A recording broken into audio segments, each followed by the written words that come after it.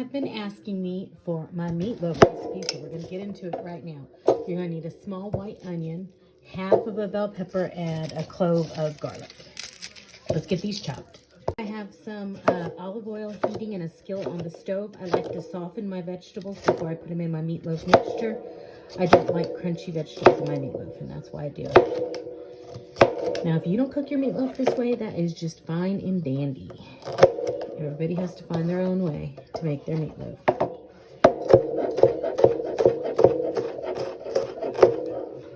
And I also try to cut relatively small chunks because I don't like big chunks of veggies in there either. But you've got to have them for the flavoring, so make sure you put them in there. I think I'm just going to use half of this onion. This is only like a pound of ground beef. There's only 2 of us, so I don't have to make a huge meal.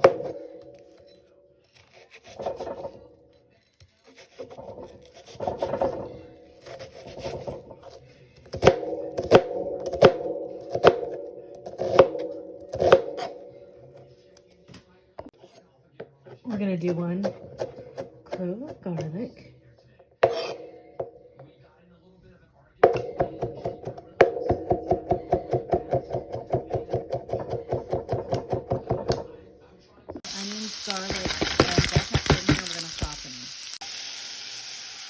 They're looking good. All right, I got a little bit more than a pound of ground beef here. I'm going to season it up with salt, pepper. I don't put a lot of seasoning inside my meatloaf, but we got Worcestershire, and then we're gonna put a little Tony's in. And then finally, I'm going to put some garlic powder in.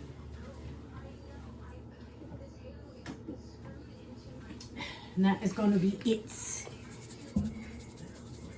All right, and then we're going to add panko. I don't measure, but I usually put about a half a cup in. I like to use panko because I like the texture of it. And then we're going to add 1 egg. That's our binder. And then we're going to add our veggies. They've kind of cooled down some, but not really. And it doesn't really matter because this is going straight in the oven. So we're going to add our softened veggies. And we're going to mix it together. Now, since the veggies have cooled down a little bit, I'm going to go ahead.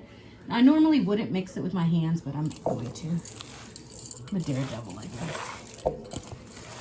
My hands are clean. Hands are your best tools anyway.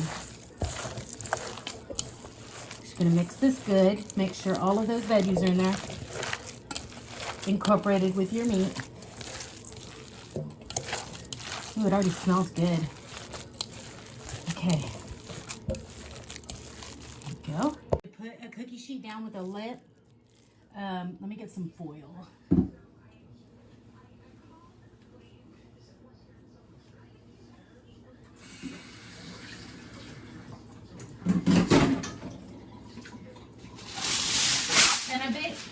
Just put the foil there to avoid a huge mess and having to wash hands. All right, so we're going to dump this out on here. We're going to form it into the shape of a loaf.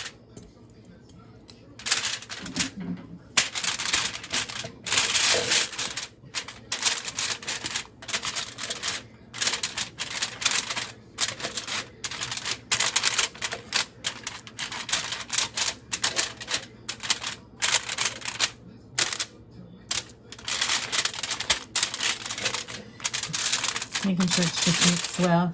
All those bell peppers look like they were in one spot. All right.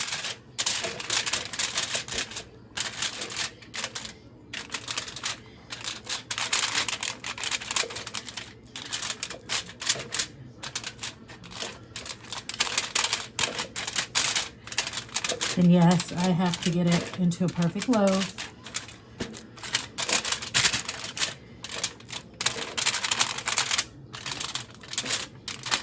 And I do not cook it in a low pan strictly because I don't want all that grease on it just sitting there on the sides and stuff. Okay, so here is my loaf. Looks good to me. Let me wash my hands real quick.